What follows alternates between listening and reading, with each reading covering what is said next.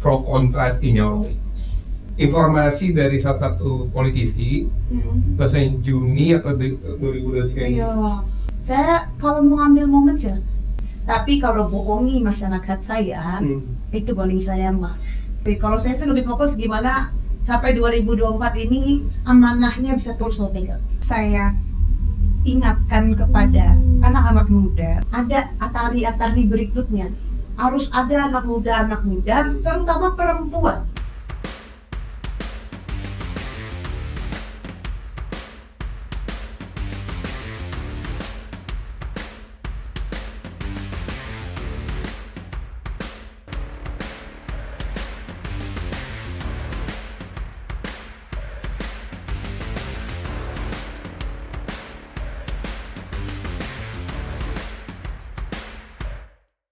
Assalamualaikum warahmatullahi wabarakatuh. Selamat datang kembali di Postra Institute dalam program Ruang Terang Politik, podcast politik satu-satunya di Sumatera Barat yang kita jalankan bersama Postra Research and Consulting, di mana kita ingin segala hal yang biasa dibawa ke ruang gelap dalam narasi politik gelap itu bisa kita terang beneran di podcast ini. Banyak isu di Sumatera Barat, banyak isu yang muncul di ekosistem politik kita yang menurut kami perlu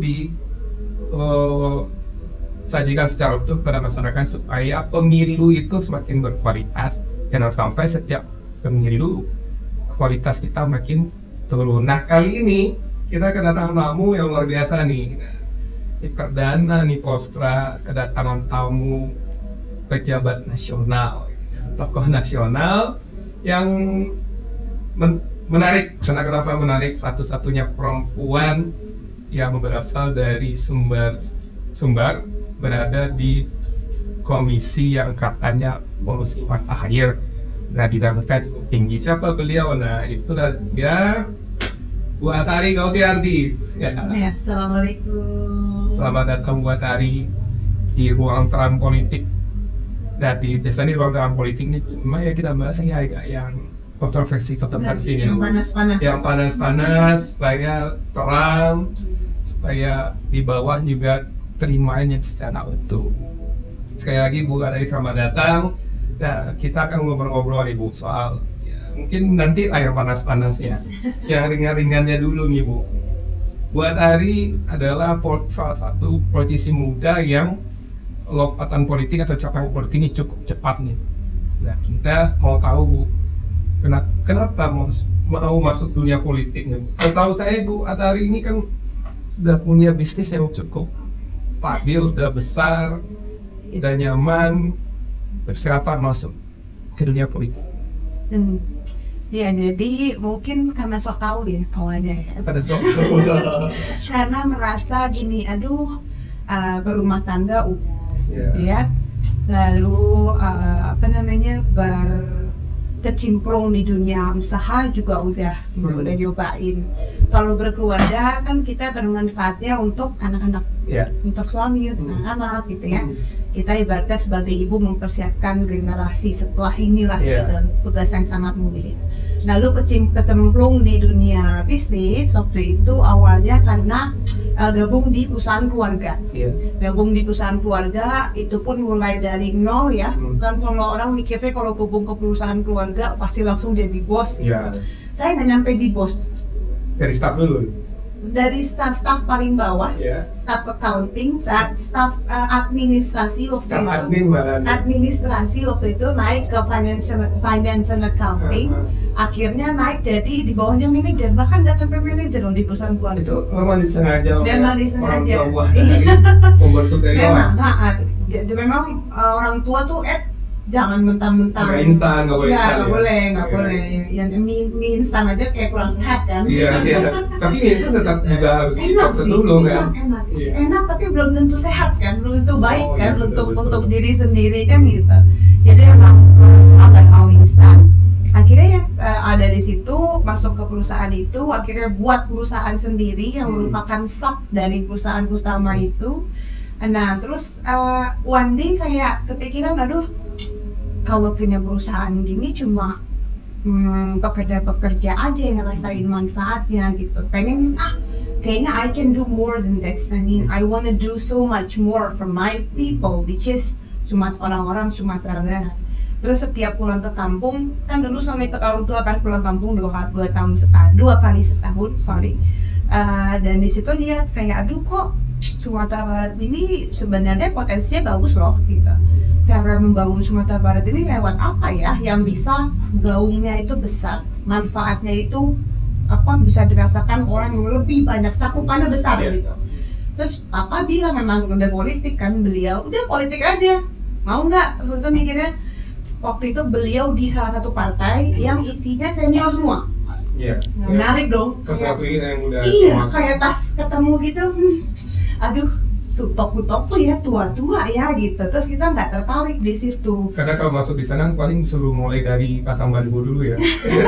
Tunggu dari bawah lagi sama kayak masuk perusahaan Kalau itu jadi nggak admin. masalah, cuma kan kalau kita gabung di politik tentu kita lihat kendaraan yang kita merasa nyaman di situ gitu loh. Kita merasa nyaman lah, merasa accepted gitu ya, karena sense of belonging itu kan juga ada.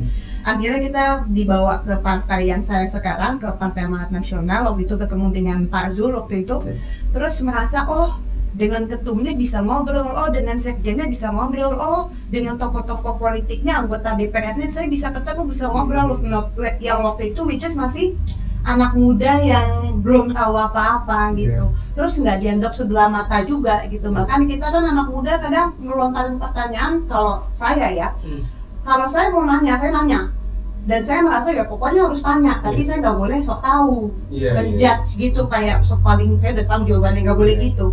Dan saya nanya bahkan pertanyaan yang gue simpel-simpel banget, dan mereka kayak mengayomi gitu, kayak ini jadi sebagai senior mentor lah gitu. Jadi akhirnya gabung di PAN, dan yang bikin saya tertarik ya tadi ya, kayaknya acceptance dari partai politik itu gitu. Sangat ramah lah ya. Sangat ramah dan mereka terbuka sekali, kayak mereka bilang kayak welcome. Jadi itu sejak 2019 ya, bukan 2018.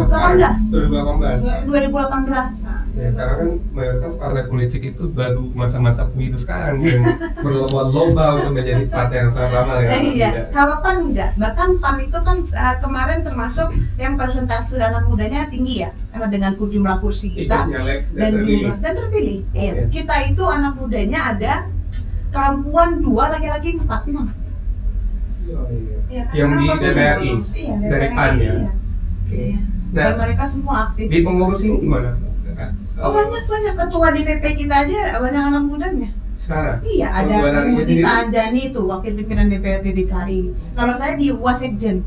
Di pengurusan DPP juga masuk ya. DPP banyak anak mudanya. Nah, 2019 itu buat tadi kita mau tahu berat nggak tuh perjuangannya sampai terpilih berapa? Suaranya berapa? 19? Angka cantik 82982. Oh. Iya, nomor cantik kayak nomor perempuan ini. Iya. Sekalian nggak dijadikan nggak nomor HP? Harusnya ya. Iya. Saya masih ingat itu 2019 saya masih di Padang. Itu balihonya cukup udah kebaran gitu. Nah kita mau ada cerita lah dikit pada kita gimana perjuangan 2019. 2019 itu. Secara ini perdana nih kan? Iya. Waktu itu kan Papa baru turun ya baru nggak lanjut di DPR RI dari Sumatera Barat. Akhirnya waktu itu Papa bilang udah ambil dapil saya aja. Saya mau pindah dapil, mau bantu partai gitu.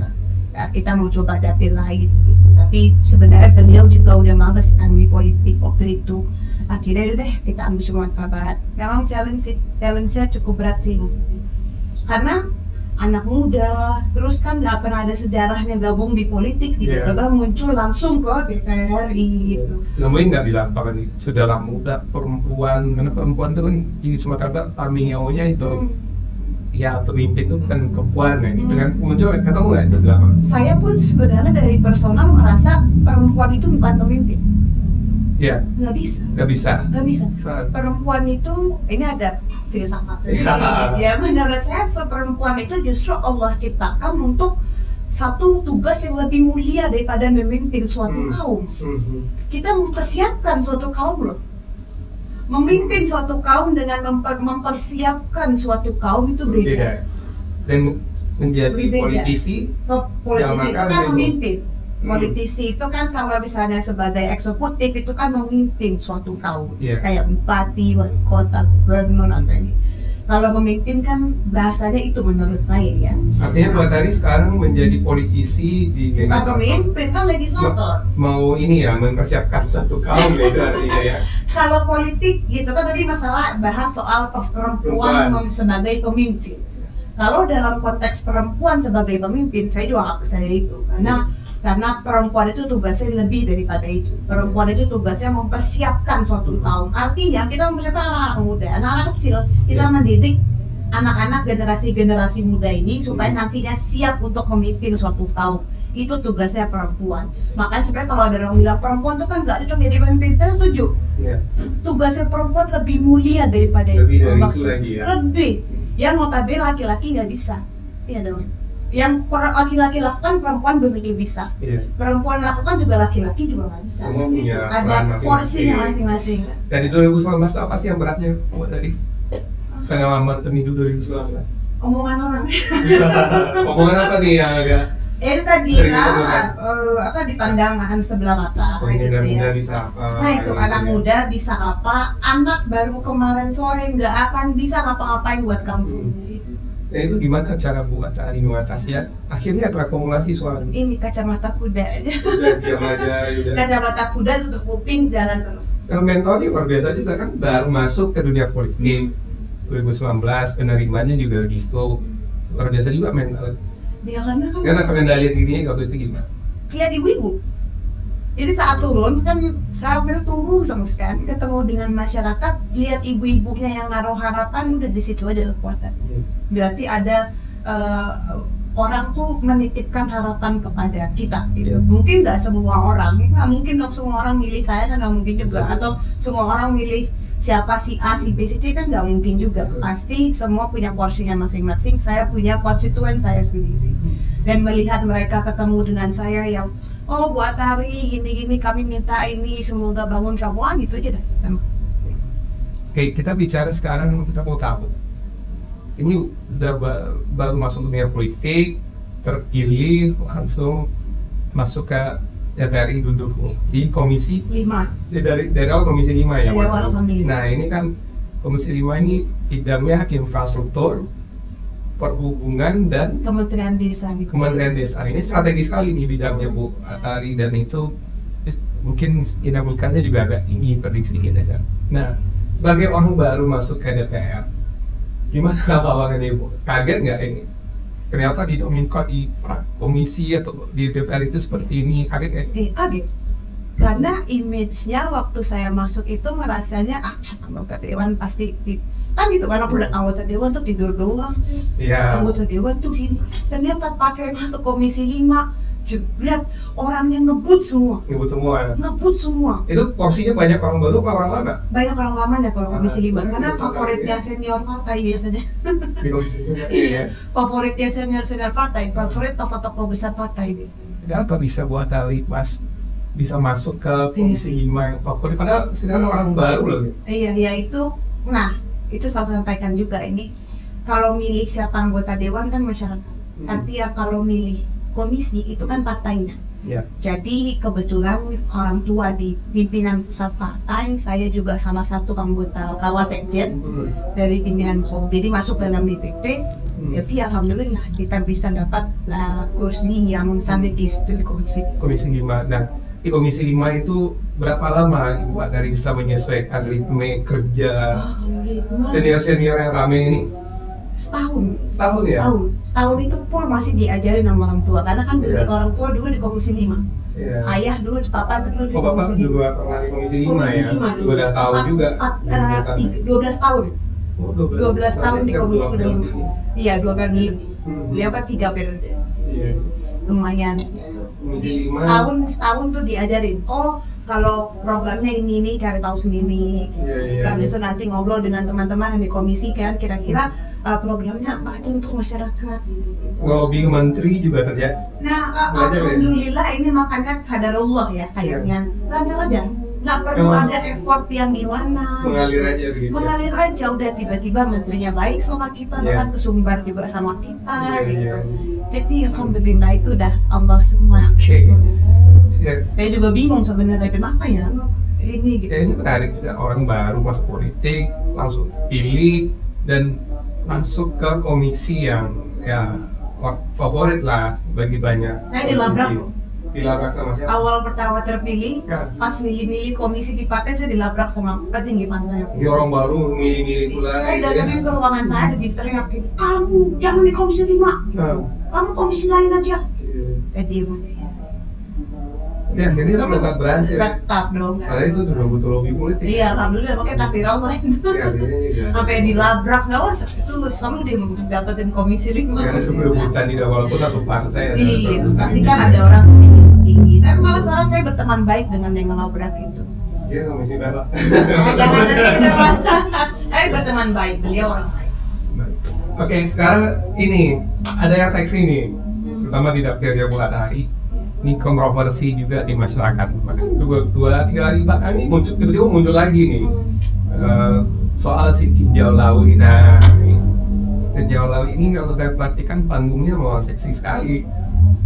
Apa karena konten kreator tinjau lawi nggak ada? 6 miliar. Karena di tinjau lawi itu nggak ada kakak, di sana ada berapa kakak?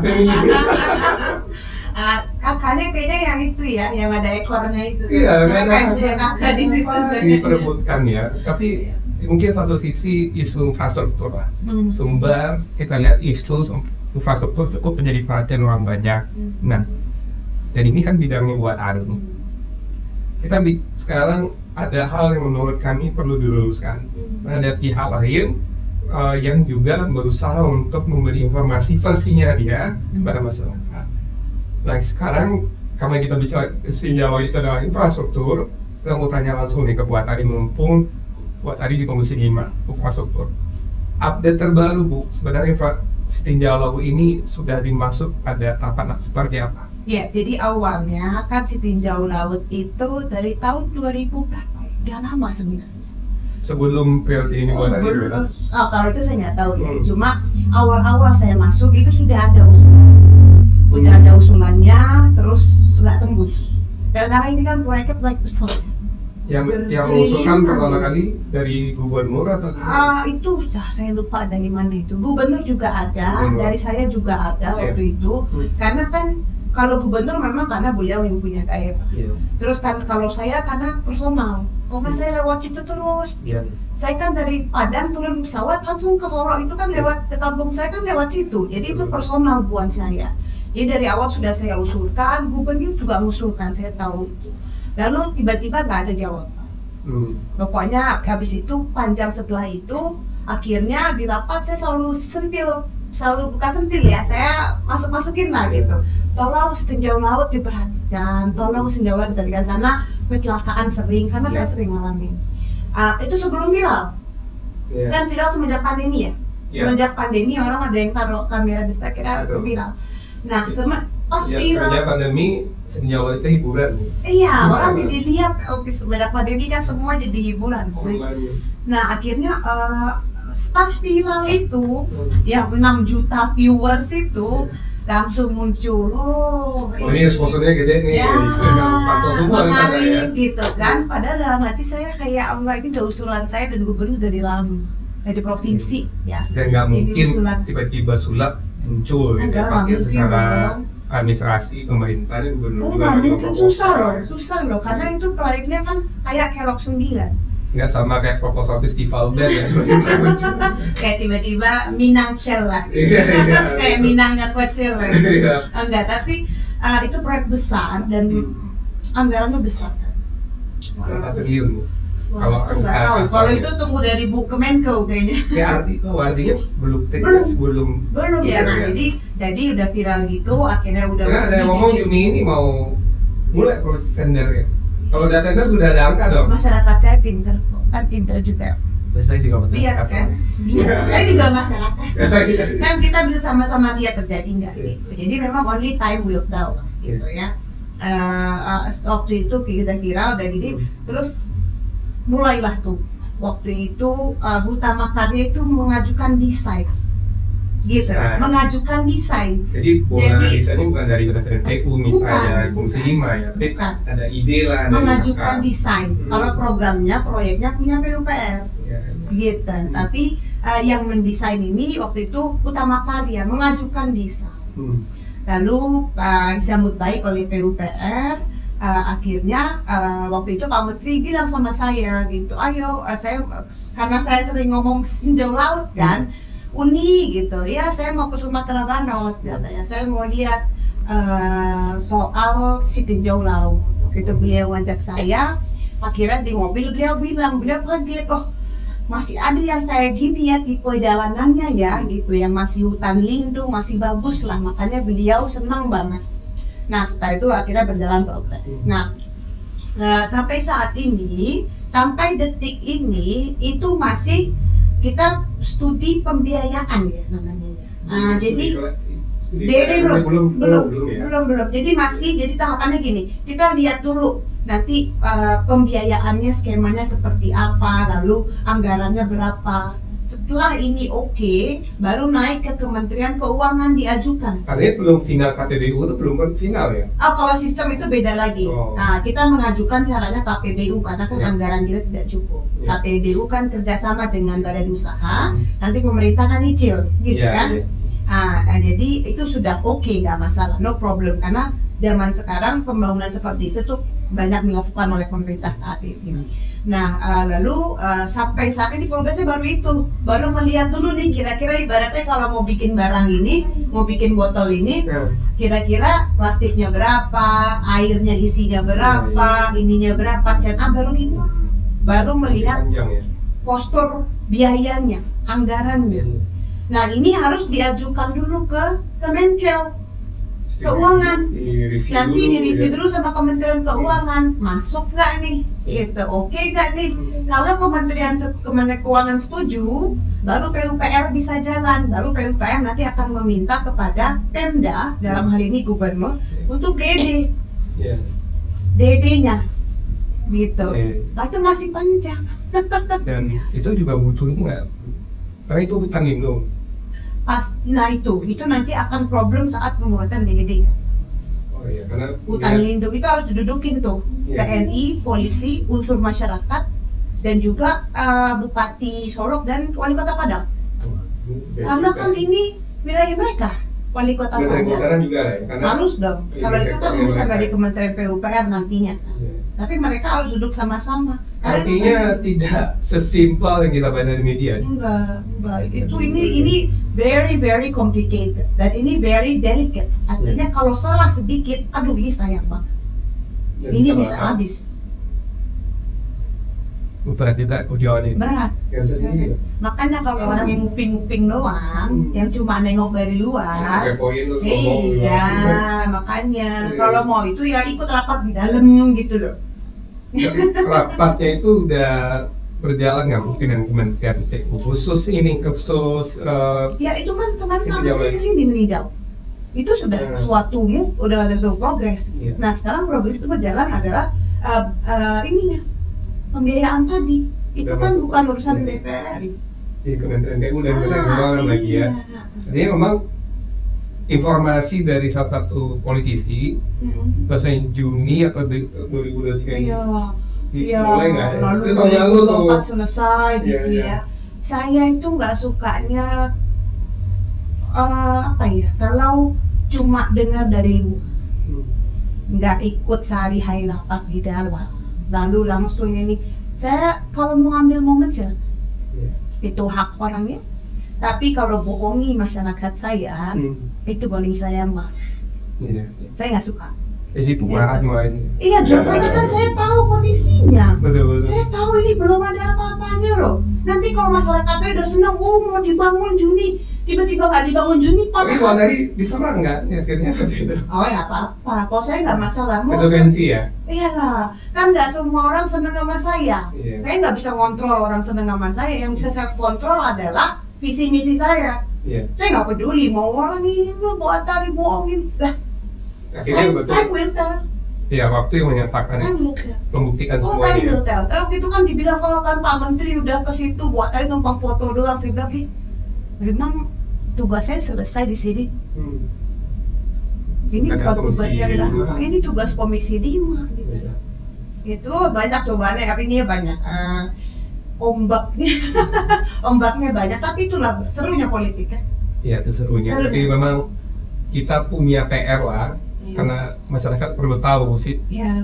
kalau mekanisme pemerintah itu yang Sampai gimana. detik ini baru ngomongin, ibaratnya baru ngomongin kira-kira untuk rencana flyover ini kira-kira perlu berapa anggarannya, baru sampai situ. Oh, dan targetnya itu masuk di tahun anggaran 2024. Belum tentu. Belum tentu ya? Karena belum di-approve oleh Kementerian Keuangan. Oh. Kalau Kementerian Keuangan bagian dari pemerintah pusat ya, kalau pemerintah pusat sudah setuju, akan jalan.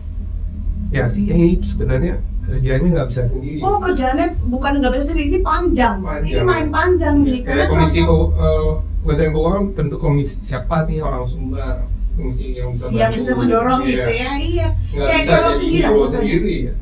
Kelok 9 contohnya. Ya Kelok 9 beberapa lama sejak zaman Bu Megawati kan. Nah, 2003, 2004 baru terlaksana zaman Pak SBY, Pak Mulyadi itu. Waktu pemerintahannya Pak SBY 10 tahun jalan. Oh ya, Pak PRD di Komisi 5 juga. Iya, sama waktu Pak Mulyadi Pak berdua. Komisi 5 itu mereka berdua yang Dan nggak ada rebutan tuh saya lihat. apa? Nggak ada rebutan. Siapa Rebutan yang punya? panggung. Iya. Lah, Saya kan itu mengusulkan, itu cuma nggak ada dua yang Pak panggung Mulyadi juga. kan, nggak masalah Pak Mulyadi yang tampil dong kan. Iya. Tapi itu bukan jadi Oh, jadi casting jadi ini uniknya di sana. Iya. Kesannya seolah Iya. Ya mungkin buat Ari harus sering-sering konten juga dengan YouTuber. Makanya saya kesini pertama kali ini. Ya, dengan YouTubernya Stinjolo itu kan rame. Oke, buat hari ini kita bicara politik hari ini bercermin dari pro kontra Stinjolo. Nah, apa message yang buat hari ini? Kita lihat tidak cara orang mengambil panggung di Stinjau, cara memberikan informasi kepada masyarakat. Nah, bisa buat tadi dari pengalaman Stinjolo ini. Pengalaman, tapi ini suatu pengalaman untuk masyarakat saya sebenarnya. Nah, jadi masyarakat sekarang kan udah pintar ya. Sekarang zaman sosial media itu kan lebih cepat. Jadi mereka udah bisa dapat informasi, kalau ada informasi salah mereka langsung dapat informasi yang update gitu. Bisa googling ya. Iya, jadi masyarakat saya sudah pintar, semua pakai Facebook apa segala macam gitu ya. Jadi pembelajaran buat saya adalah bagaimana saya bisa terus memberikan informasi supaya masyarakat saya pintar. Walaupun nggak populer. Saya nggak peduli populer. Saya nggak peduli mau saya dibilang populer mau nggak, saya nggak peduli. Karena bicara proses itu nggak populer loh, Bu. Iya, lumayan. Jadi ngasih harapan terus. Iya, Kalau mau populer. maksudnya apa sih? Nggak populer apa sih? Iya, kalau nggak mau bicara proses, masyarakat tuh kan nggak mau tahu tuh prosesnya ini, prosesnya itu. Oh iya. Akhirnya kan masyarakat sini nggak populer. Iya, tapi kan saya kasih tahu bahwa yang diomongin itu karena kan waktu itu janjinya spesifik tuh. Iya. Bulan Juni dimulai, Iya. gitu kan? Terukur lah. 2024 udah pasti ada gitu Iya. kan. Nah, saya kan kasih tahu ke masyarakat saya supaya ya nggak dibodohin, nggak dapat harapan palsu, capek kali di BHP-in terus, kasihan kan. Mungkin jalan pintas 7 bulan ke depan.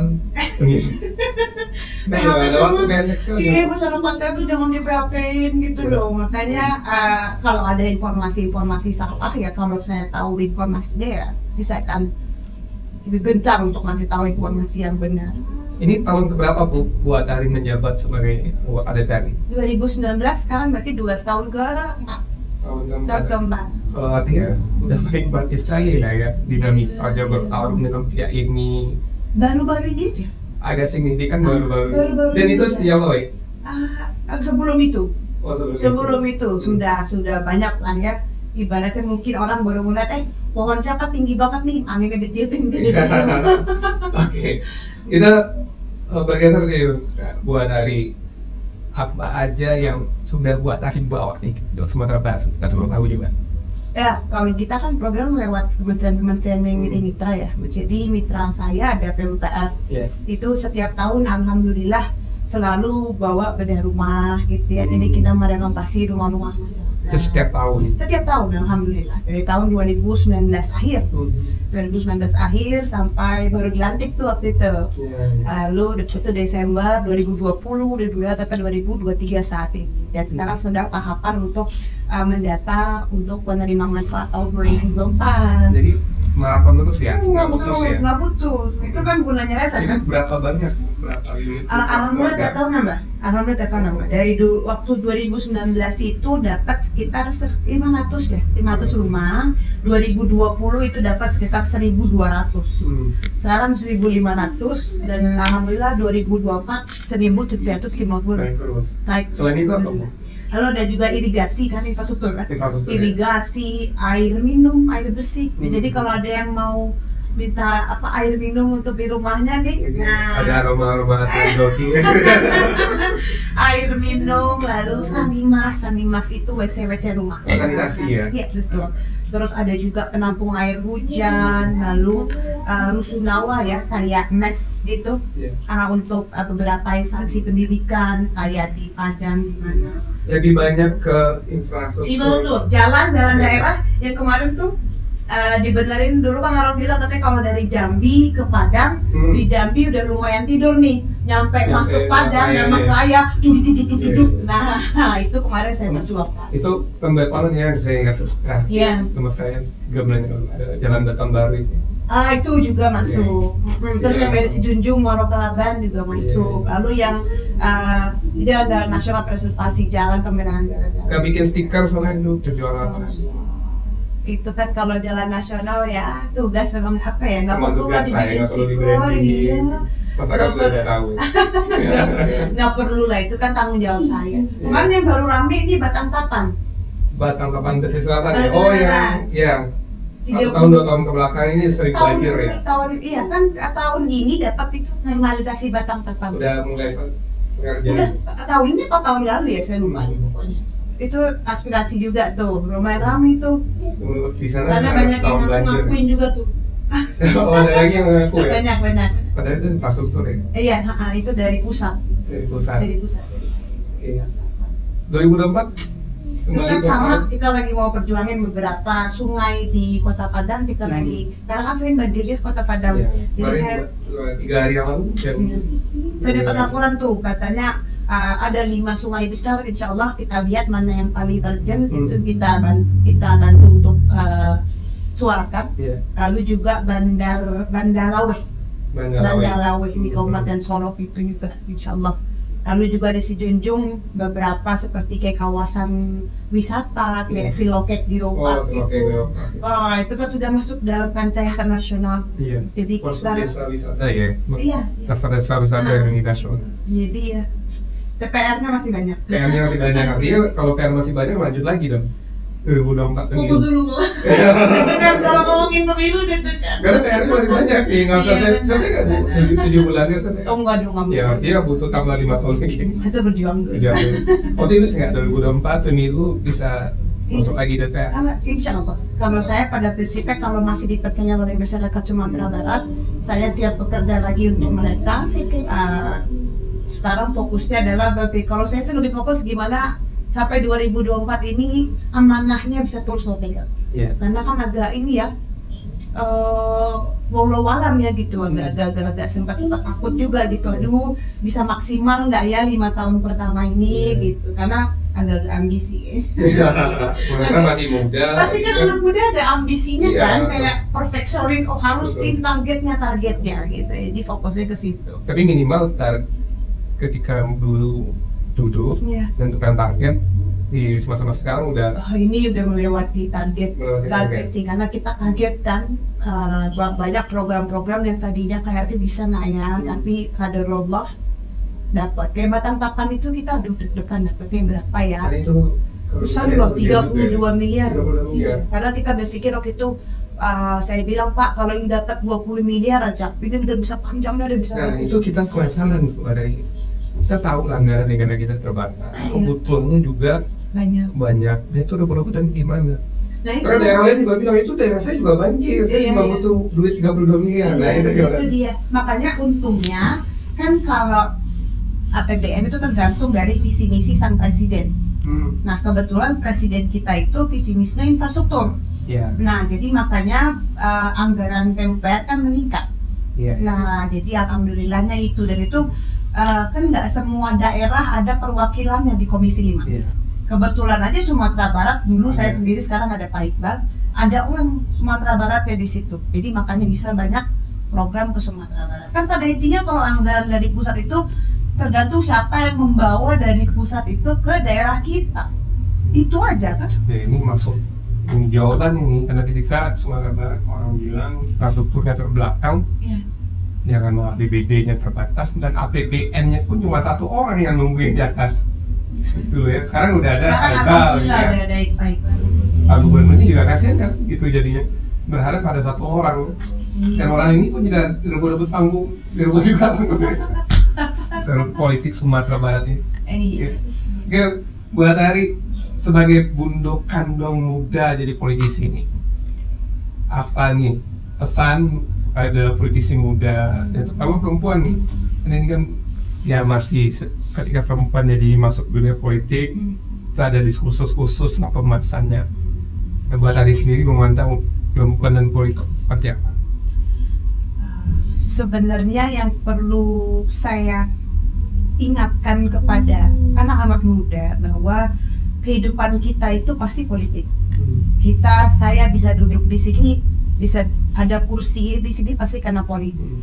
Saya bisa minum kemasan ini pasti karena politik. Intinya semua aspek kehidupan kita itu perlu politik. Stunting, masalah yang menjadi perhatian dari PKK se-Indonesia, dari perempuan adalah stunting. Butuh politik. Stunting itu politik banget kan gitu. Makanya saya selalu bilang ayo dong ada atari berikutnya. Harus ada anak muda terutama perempuan. Nah, tokoh-tokoh Sumatera Barat kan banyak yang terkenal. Bahkan tokoh Sumatera Barat ini sudah menyumbangkan pikirannya sebelum kemerdekaan untuk Indonesia. Iya kan? Sekarang anak muda Sumatera Barat juga saya yakin banyak sebenarnya anak muda dan perempuan. Tapi jangan lupa juga quality dan quantity harus sama berimbang. Kalau kuantitinya aja diperhatikan, quality-nya enggak, blos juga. Ramein buat Nah, apa? iya. Kalau kualitinya ada tapi orangnya sedikit, kuantitinya nggak cukup, udah blos juga. Harus imbang. Itu makanya siapkan sumber daya kita sendiri untuk kita bisa gabung di politik, berjuang sama-sama dan benar-benar membuat perubahan, bukan cuma ngomong membuat perubahan, tapi actually make a Jangan change. hanya pemilu sekarang, ayo rame-rame, kita nambah pemanasan doang nih. Iya, jangan cuma rame-rame aja gitu buat naikin suara milenial gitu. Saya sebelnya kalau misalnya ada kendaraan yang narik anak muda cuma buat naikin itu Kalau 40% pemilihnya anak muda. Iya, jadi jangan sampai dipergunakan dong gitu. Kenapa nggak kita aja langsung kelola? Nah, itu anak muda harus aktif. Kalau orang bilang ini momennya, emang ini momennya orang paling banyak kita. Dan kita buat hari cukup strategis juga nih perannya di DPP PAM. Apa aja sekarang dipegang? Saya sebagai wasekjen dari awal saya masuk. baca badan saksi juga. Oh iya, Badan Nasional mempersiapkan saksi partai untuk pemilu tahun 2020. 2024 ya kayak kalau orang harus pegang buat hari. Itu kan taktik kita kan tentang pemenangan taktik partai itu kan. Dan ini juga kunci saksi itu butuh sekali dilihat. Pak wajib dan masalah saksi di PAN itu dulu tuh janji ketua umum dan alhamdulillah di depan janji kepada para petisi bahwa difasilitasi pasti akan ada saksi dan manajemennya dibikin rapi mungkin yang buat hari terlibat. Itu anak muda semua loh. Iya. Anak muda semua. Jadi memang alhamdulillahnya ketum kita Pak Zul itu memang ayo dong anak muda, ayo dong gitu. Dan beliau Bocoran mumpung nih ada orang DPP, bocoran dong kan kemana nih capresnya? Capresnya ya kita kemana? Kalau orang yang kita bilang, orang Minang bilang sekarang itu arah Solait Pakatan Indah. Memang disebut-sebut aja. Tapi arah-arahnya udah kelihatan, tapi belum declare aja. Iya belum. Dan waktu itu kan udah ada penyerangan sikap ya? Tunggu tangan main. Suruh orang main dulu. Coba dari terakhir kita mau buat dari kasih ini closing statement, pesan apa nih buat Sumatera Barat sebagai faktor legislator dan untuk anak mudanya dan terutama untuk politiknya nih. Iya, jadi kalau saya boleh menyampaikan pesan kepada saudaraku semua bahwa sebentar lagi masuk tahun politik ya, saya harap masyarakat Sumatera Barat terus pintar. Sejauh ini sudah pintar, kedepannya semakin pintar lagi dalam memilih perpanjangan tangannya khususnya di DPR. Semua masyarakat sudah bijaksana saat ini, sudah pintar, dan saya sangat bangga sekali. Dan saya berpesan kepada anak muda, kalau orang bilang ini momennya, memang betul ini momennya. Memang betul ini momennya. Kalau kalian ingin berhasil dalam bidang politik, memang kendaraannya harus partai. Ya, jadi jangan antipati sama partai, merasa partai itu kotor, berpolitik itu kotor, berpartai itu juga jahanam kotor. Jangan merasa justru kalau kita merasa itu perlu dirubah, ya kita bantu mengubah. Kita harus gabung. Kalau kita mau actually make a change for the greater good of the people, ya kita harus gabung dalam partai politik. Pilihlah, sekarang banyak partai politik yang appealing buat anak-anak muda, membuka tangannya dengan lebar untuk anak-anak muda, kita gunakan. Nah, orang kalau masuk politik bingung, gue ngapain ya dalam partai politik? Loh, sebagai anak muda, kalian saat masuk di partai politik, tugas kalian belajar dari tokoh-tokoh partai, belajar dari anggota-anggota dewan yang sudah terpilih, serap ilmunya, nanti kalian terapkan saat momennya kalian dapat panggung itu, insya Allah. Dan percayalah, kita semua diberikan kesempatan yang sama, walaupun mungkin ada yang keluarganya udah kaya, bapaknya udah ini orang, tapi semua manusia diberikan kesempatan doa yang sama, diberikan kesempatan waktu yang sama. Ya, semua waktunya 24 jam sehari, nggak ada yang 25 atau 17 jam sehari. Semua kita diberikan waktu dan kesempatan doa yang sama oleh Allah. Gunakan itu dengan sebaik-baiknya. Tapi ingat, ada yang menjadi musuh kita anak muda, ada 3. Dan ini menjadi musuh kita. Yaitu yang pertama sifat malas, rendah diri, dan tidak percaya diri. Kalau dieliminasi 3 ini, kita sadar 2 kesempatan tadi kita gunakan dengan sebaik-baiknya. Insya Allah, Allah akan memberikan yang terbaik untuk kita semua.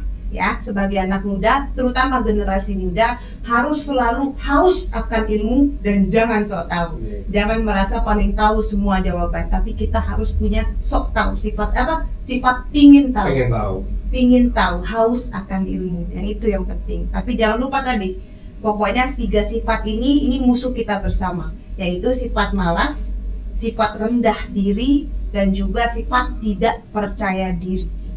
Ini musuhnya. 2019 atari dulu 2019 ngomongin. Oh, dulu ngomongnya lebih berapi-api. Ngomongnya gini, bakar, pilih gitu. Ya, itu benar, pesannya sangat berisi sekali, terutama bagi politisi muda dan khususnya perempuan.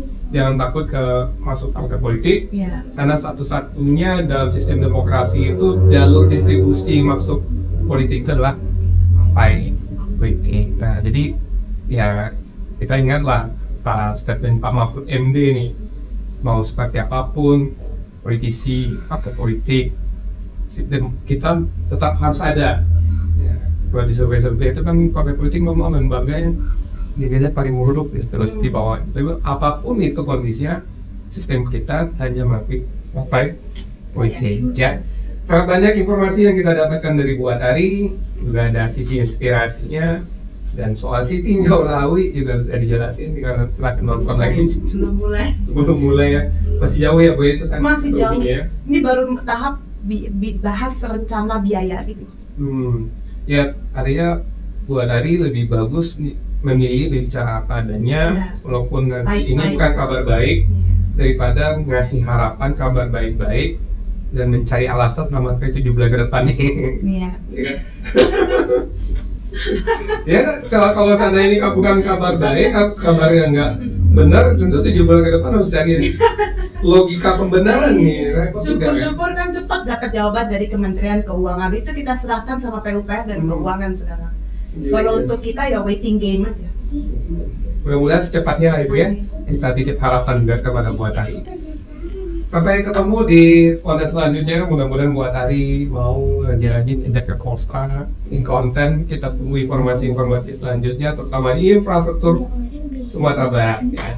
Terima kasih Bu Atari telah datang. Saya makasih loh diundang di sini, terhormat sekali diundang di sini. Kita terhormat sekali tempat kita yang masih sederhana sekali sudah kedatangan anggota Komisi 5 DPR. Ikut dana loh Bu. Oh, iya. Ada dari. Alhamdulillah. Mudah-mudahan yang lain juga Iya, Nana. jadi kepengen juga kan. Iya, ini jadi pionir berarti di Sumatera Barat ini ya. Pionir. Mungkin ada pihak lainnya. Oh salah itu saya mau komen ke ya udah dan Oke, terima kasih Mbak Tari. Iya. Assalamualaikum warahmatullahi wabarakatuh. Waalaikumsalam. Sukses. Alhamdulillah.